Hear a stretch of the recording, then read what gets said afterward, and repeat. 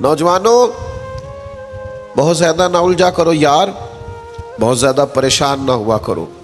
جب دل بڑا گھبرا جائے نا تو اپنے نبی پاک کی سیرت کو پڑھا کرو، حضور کے احوال شریفہ کا مطالعہ کیا کرو، ان کے حسن کی بات دیکھا کرو، جمال کی بات دیکھا کرو، کمال کی بات دیکھا کرو، محبوب کے بانٹنے کا انداز دیکھا کرو، نوازنے کا انداز دیکھا کرو، نبی پاک کا دشمنوں کو معاف کرنے کا رنگ دیکھا کرو، حضور کا عطا کر دینے کا انداز دیکھا کرو۔ معاشرے میں، سوسائٹی میں ہر طرف بے راہ روی ہے، سارے دشمن ہیں، لیکن محبوب تبلیغ بھی اطمینان سے کرتے ہیں، ان کو دعوت توحید بھی مطمئن ہو کے دیتے ہیں، اور جب ان کے لیے دعا کرتے ہیں تو پھر بھی پوری دل جمی کے ساتھ دعا کرتے ہیں۔ یہ خاص ٹھہراؤ آپ کو حضور کی بارگاہ تک جانے میں ملے گا۔ ہم نا رسمی سی محفل کرتے ہیں، رسمی سا میلاد، رسمی سا معراج، رسمی سی سیرت، رسمی سی باتیں، وہ جو خاص ایک کیفیت ہوتی ہے نا امتی کی پوری طرح محبوب کے قدموں سے جڑ جانا، یہ والہانہ پن کبھی ملے نا، والہانہ پن، یعنی حضرت طلحہ بن برا رضی اللہ تعالیٰ عنہ کی نبی کریم سے ملاقات ہوئی، حضور سے ملے اچانک، اور دوڑ کے جا کے نا تو نبی پاک کے قدموں سے لپٹ گئے، اور پھر لپٹے ہیں اور والہانہ انداز ہے اور وارفتگی دکھا رہے ہیں اور عشق کا مظاہرہ کر رہے ہیں، اور پھر اسی درد اور تڑپ میں عرض کرنے لگے حضور مجھے کوئی حکم کرے میں فوراً تعمیل ارشاد کروں گا، کچھ فرما دے۔ یہ والہانہ پن، یعنی کبھی آپ بڑے بے چین ہو تو کہیں یار کھولو سیرت کی کتاب، اپنے نبی کا کوئی ذکر پڑھتے ہیں، کھولو فلاں آدمی کو سنے جو حضور کے عشق کی بات کرتا ہے، آؤ کوئی نعت پاک کا نغمہ چھیڑ دے جو ہمارے دلوں کو ٹھنڈا کرے، آؤ کوئی قرب پائے حضور کے دروازہ نور کی طرف سفر کرے۔ ہم کہاں الجھے ہوئے ہیں، کہاں سکون تلاش کر رہے ہیں، کہاں ہم نے اپنے آپ کو الجھا دیا ہے، کن بے معنی اور بے مقصد باتوں میں ابحاث اور بحثیں کر کر کے اپنے آپ کو پریشان کیے ہوئے ہیں۔ آئیے دیکھیے رسول اللہ صلی اللہ تعالی علیہ وسلم کی زندگی کا لمحہ لمحہ آپ کے کلیجے کو ٹھنڈا کرے گا، آنکھوں کو سکون دے گا، باطن کو پاکیزہ کرے گا، سوچوں کو نکھار دے گا۔ کہہ لینے دو مجھے یہ جملہ، حضور سے پیار کرو، جینے کا بھی مزہ آئے گا، مرنے کا بھی مزہ آئے گا، لطف نصیب ہو جائے گا، سرور نصیب ہو جائے گا، ایک کیف سا میسر آ جائے گا۔ حضور کی بارگاہ عالی مرتبت تک جڑو، نبی پاک علیہ الصلوۃ والسلام کے اخلاق عالیہ کو اپناؤ، کردار کو سمجھو، حسن تکلم کو سمجھو، نبی پاک علیہ السلام کی باتوں پر غور کرو۔ یقین کرو کبھی کبھی پڑھتے پڑھتے وجد ہو جاتا ہے، کبھی کبھی ان باتوں کو صرف مطالعہ کی نظر سے دیکھیں، سیکھنے کی نظر سے دیکھیں تو ایسے لگتا ہے کہ جیسے روح پرواز کرنے لگی۔ یہ اس طرح کے بھی کمالات ہوتے ہیں، یہ بھی رنگ ہوتا ہے، یہ بھی انداز ہوتا ہے، یہ بھی طور طریقے ہوتے ہیں۔ اور پھر حضور امی ہے، نبی کریم نے دنیا میں کسی استاد سے پڑھا نہیں، حضور سید عالم صلی اللہ تعالی علیہ وآلہ وسلم کسی مکتب میں نہیں گئے، حضور نے کسی مدرسے سے تعلیم نہیں پائی، لیکن جب حضور بات کرتے نا،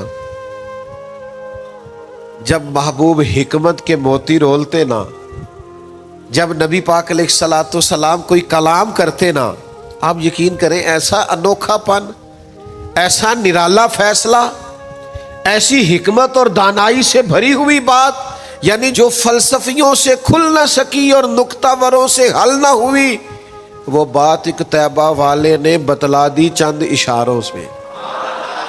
حضور دو چار اشارے کرتے اور عقدے کھل جاتے۔ ایسی دانائی والی بات، ایسی قیمتی بات، ایسی انوکھی بات محبوب بیان کرتے۔ حضرت سعد بن عبادہ رضی اللہ تعالیٰ عنہ کے پاس نا فتح مکہ کے موقع پر جھنڈا تھا، وہ علم بردار تھے، جن کے پاس جھنڈا ہوتا تھا وہ آدمی سب سے آگے آگے ہوتا تھا۔ اب ایک وقت ایسا آیا کہ صورتحال اس طرح کی بن گئی کہ حضرت سعد بن عبادہ کو اس منصب سے ہٹایا جائے گا۔ بڑا مشکل فیصلہ ہے، انہوں نے کوئی ایسی معاذ اللہ غلطی بھی نہیں کی، لیکن حالات ایسے آ گئے ہیں کہ جناب سعد ابن عبادہ کو ہٹانا پڑے گا، ان سے جھنڈا لیا جائے گا۔ صحابہ بڑے پریشان ہیں کہ حساس آدمی ہے، ان کی خدمات بہت زیادہ ہیں، کس طرح ان کو ہٹائیں گے، کیا کریں گے؟ نبی کریم کی بارگاہ میں عرض گزار ہے، یا رسول اللہ کیسے ہٹائیں حضرت سعد ابن عبادہ کو؟ اور کیفیات اور حالات بھی ایسے ہیں کہ ہٹانا بھی پڑے گا۔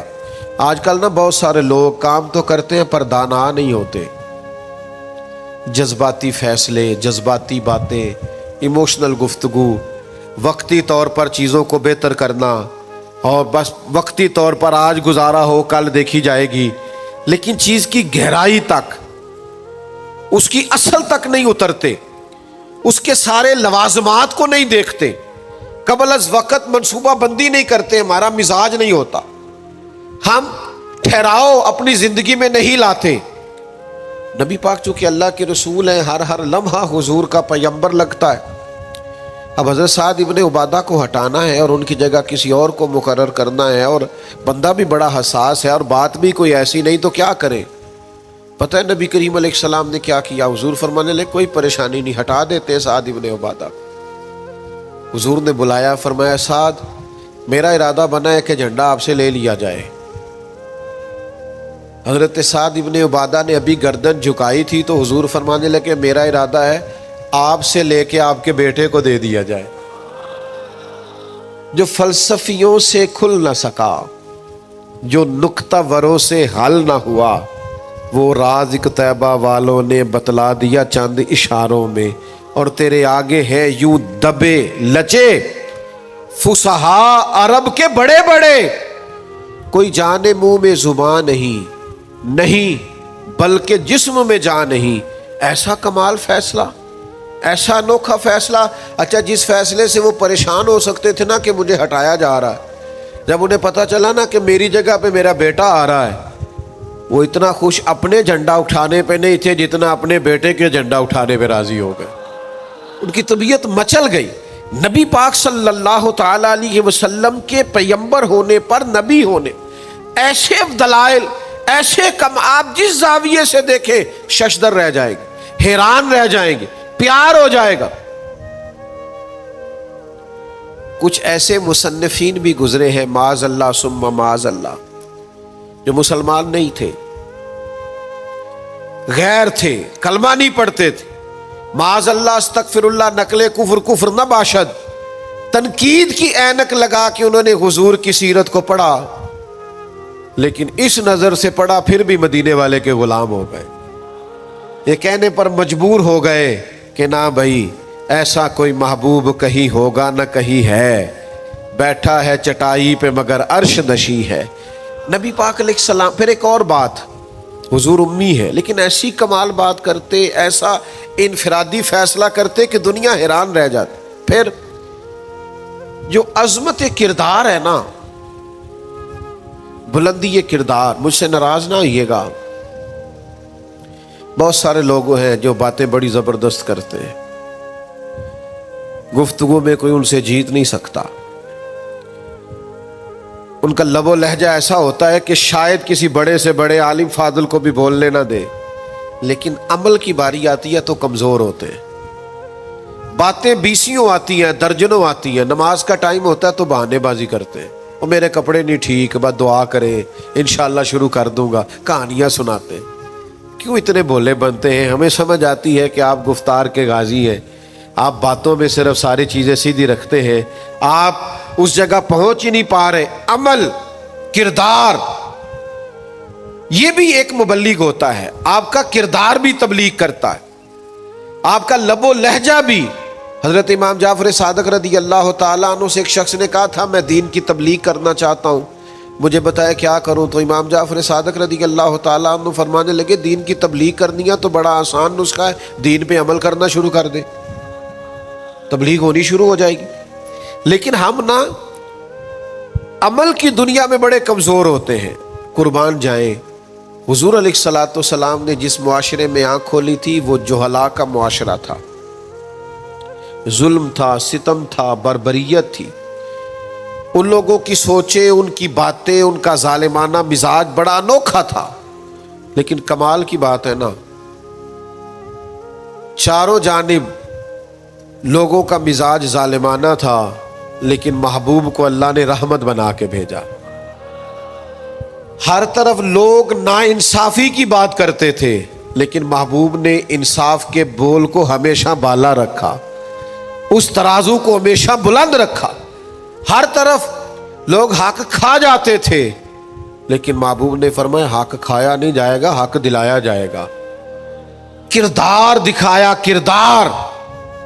वो जो तेरी जान के दुश्मन है वो भी कहते हैं, वो जो तेरी जान के दुश्मन है वो भी कहते हैं, अमीन तू है, सदाकत की आबरू तू है। दुश्मन भी कहते हैं सच्चे तो बहरहाल हैं, अमानतदार तो बहरहाल हैं, गलत बात तो बहरहाल नहीं करते। यानी दुश्मन भी अगर उठ के गवाही दे कि अगर किसी ने कमाल देखना है तो आमिना के लाल को जाके देखो, अगर किसी ने इंसाफ देखना है, अगर किसी ने धरती पे हुस्न देखना है तो अब्दुल्ला के दुर्रे यतीम को देखो। ओ भाई आप समझे ना, अजमत किरदार के वो मोती जो हुजूर ने अता की। देखिए बाहर वालों ने जब दलीलें मांगी तो हुजूर ने मोजज़ात दिखाए, और जब अपनों ने दलीलें मांगी, मक्के वालों ने, कुरैश वालों ने, अपने कबीले वालों ने दलील मांगी, आप नबी हैं तो दलील क्या है? तो अल्लाह का कुरान कहता है कि महबूब ने कहा फ़क़द लबिस्तु फ़ीकुम उमरम मिन क़ब्लिही अफ़ला ताक़िलून, और मैंने तुम्हारे बीच उम्र गुजारी है सारी, तुम्हें अकल नहीं? मैं कोई बाहर से नहीं आया, मैंने 40 साल तुम्हारे अंदर गुजारे हैं। मेरे जैसा कुछ सच्चा है तो दिखाओ, कोई दयानतदार है तो दिखाओ, कोई पाकीज़ा मिजाज है तो दिखाओ, कोई इस तरह का सुथरा है तो दिखाओ, कोई इस तरह का मुज़क्की है तो दिखाओ। तुम्हारे बीच मैंने वक्त गुजारा है। बाकियों को नबी पाक ने मोजज़ात बतौर दलील दिए, और जब अपनों ने दलील मांगी तो हुजूर ने फरमाया मेरी सीरत देख लो, मेरा किरदार देख लो, मेरे शब रोज देखो। फ़क़द लबिस्तु फ़ीकुम उमरम मिन क़ब्ली, मैंने इससे पहले उम्र का हिस्सा तुम्हारे बीच गुजारा है। अफ़ला ताक़िलून, तुम्हें अकल नहीं? दोस्तों थोड़ा सा ना किरदार पर भी तवज्जो करनी पड़ेगी, अपने आप को थोड़ा सा तब्दील करना पड़ेगा। मैं आपकी खिदमत में अर्ज करूं, दौलत से लोगों को जीता नहीं जा सकता। दौलत तो लोगों को लालची बना देती। आप किसी को पैसे दें, 10,000 दे, अगली दफा वो 25 मांगेगा, तो आप 50 दे, अगली दफा लाख मांगेगा। इसकी भूख तो बढ़ती है। आप ओहदे के जोर पर भी लोगों के महबूब नहीं बन सकते, इसलिए कि फिर वो शख्सियतों से प्यार नहीं करते, कुर्सियों से प्यार करते। आप कुर्सी पे हैं तो आप अच्छे लगते हैं, जब दूसरा आएगा तो उसको सलूट कर लेंगे। नबी पाक अलैहिस्सलाम ने फरमाया अगर तुम किसी शख्स को कायल कर सकते हो और उससे मोहब्बत बढ़ा सकते हो तो एक ही सूरत है, और वो तुम्हारा हुस्न अखलाक है। अल्लाह के महबूब सल्लल्लाहु ताला अलैहि वसल्लम ने खुल्क के साथ, किरदार के साथ, नबी पाक अलैहिस्सलाम ने मोहब्बत के साथ। ज़ैद बिन दसना बहुत बड़े यहूदियों के आलिम थे। एक दिन हज़रत बिलाल हबशी रदी अल्लाह ताला अन्हु से कहने लगे सुना है नबी पाक अलैहिस्सलाम की बारगाह में जब बहुत सारे मेहमान आते हैं तो आपको कुछ कर्ज भी लेना पड़ता है। जनाब बिलाल कहने लगे लेना पड़ता है? कहने लगे मुझसे ले ले, मेरे पास इजाफी पैसे पड़े हैं, आपने दे ही देने। हज़रत बिलाल ने ले लिए। एक टाइम मुकर्रर हो गया, फलां दिन पैसे वापस करने। अपनी वादे में 3 दिन रहते थे। नबी पाक अलैहिस्सलाम मदीना तय्यबा के चौक में खड़े हैं, साथ हज़रत उमर फारूक रदी अल्लाह ताला अन्हु। ये वहां पहुंच गए यहूदियों के आलिम, आके कहने लगे वो मेरी रकम वापस करें। तो हुजूर ने फरमाया अभी तो वादे में 3 दिन रहते हैं। तो उसने बड़े सख्त जुमले कहे। आपकी तवज्जो है मेरी बात पर? समझ आ रही है मेरी बातों की? चिढ़ाने वाले इतने खतरनाक नहीं होते जितने चिढ़ जाने वाले खतरनाक होते। इतनी जल्दी किसी की बातों से चिढ़ा ना करे। यानी हर एक कोई दुश्मन बना लेते हो। جس کا سٹیٹس ہی نہیں آپ کے ساتھ کھڑے ہونے کا اسے بھی دشمن بنا، اور دعا کرو کہ دشمن بھی خاندانی ہو۔ ہر ایک کو دشمن مان لیتے ہو، اسے بھی میرا اختلاف ہے، یہ بھی مجھ سے حسد کرتا ہو۔ چھوڑیں یار، آپ کا کوئی سٹیٹس ہی نہیں ہے، سب کے ساتھ آپ کا مقابلہ شروع ہو جاتا ہے۔ کہیں رکے تو صحیح، کہیں وہ جو 3 بندے وہاں کھڑے ہیں، وہ جو 4 وہاں کھڑے ہیں، وہ جو 5 وہاں کھڑے ہیں، وہ میرے خلاف باتیں کر رہے ہیں، اور یار آپ بلا وجہ پریشان ہیں، وہ کوئی اور گل پہ کر دینے تو ہڑی نہیں کر دے، وہ کوئی بلا وجہ دشمن بنا لینا، چڑ جانا، ذرا سی بات پہ ڈسٹرب ہو جانا، بہت زیادہ پریشر اپنے ذہن پہ ڈالنا، اس سے بندہ کمزور پڑ جاتا ہے۔ انہوں نے سخت جملے کہے، لیکن نبی کریم صلی اللہ تعالی علیہ وآلہ وسلم نے نا کسی بات کا کوئی جواب نہیں دیا۔ حضرت عمر نے تلوار نکال لی تو حضور فرمانے لگے، عمر آپ نے تلوار نکال لی ہے، آپ کو چاہیے تھا انہیں کہتے مطالبہ نرمی سے کریں اور مجھے کہتے ان کی رقم واپس کریں۔ فرمایا چھوڑو، یہ جو وقار ہوتا ہے نا، یہ آدمی کے قد کاٹ کا پتہ دیتا ہے۔ یہ جو حوصلہ ہوتا ہے، یہ اس کی تعلیم کا، اس کی تربیت کا، اس کے علم کا، اس کے بڑے ہونے کی خبر دیتا ہے۔ حضرت عمر سے حضور نے فرمایا چونکہ انہوں نے اب پہلے مطالبہ کر لیا ہے تو ہم ایسا کرتے ہیں پہلے ہی پیسے دے دیتے ہیں۔ فرمایا آپ ان کو ساتھ لے جائیں، فلاں جگہ کھجوریں پڑی ہیں، تول تول کے دے دیں، اور جب ان کا قرض پورا ہو جائے نا تو یہ جو آپ نے ان کو غصہ دلایا نا، تھوڑی کھجوریں زیادہ بھی دے دیجئے گا، تھوڑی مٹھائی بھی دے دینا، قربان جائیں۔ حضرت عمر رضی اللہ تعالیٰ عنہ فرماتے ہیں میں حضور کے حکم کا پابند تھا، میں ان کو ساتھ لے گیا اور لے جا کر کے کھجوریں تول تول کے دے رہا ہوا، مجھے ان پہ غصہ ہے، وہ مجھ سے ہلکی ہلکی باتیں کرنے لگ گئے حضور کے اخلاق کے بارے میں، نبی پاک کی بردباری کے بارے میں۔ تو مجھے جلال تھا، میں نے کہا تو کھجوریں لے، زیادہ باتیں نہ کر۔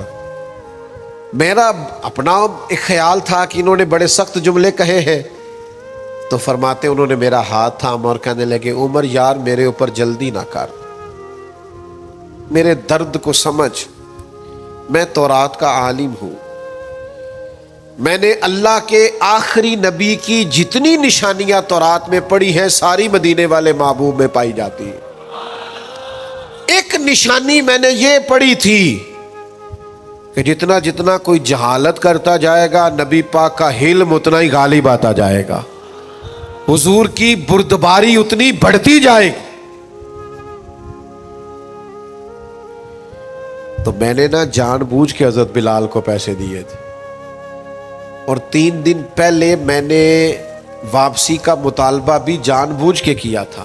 میں نبی کریم کا علم دیکھنا چاہ رہا تھا، میں وہ تورات کی نشانی دیکھنا چاہ رہا تھا، اور پھر میں نے سخت جملے بھی جان بوجھ کر کیے، پر قربان جاؤ مدینے والے کو جس اینگل سے بھی دیکھا ہے اللہ کا سچا رسول ہی پایا ہے، محمد الرسول اللہ، محمد اللہ کے رسول ہے صلی اللہ علیہ وسلم۔ اب وہ کہنے لگے جناب عمر سے مجھے لے جائے نا، میں نے حضور کا کلمہ پڑھنا ہے، مجھے لے جائے بارگاہ تک، میں نے نبی پاک علیہ السلام کی غلامی کا پٹا گلے میں ڈالنا ہے۔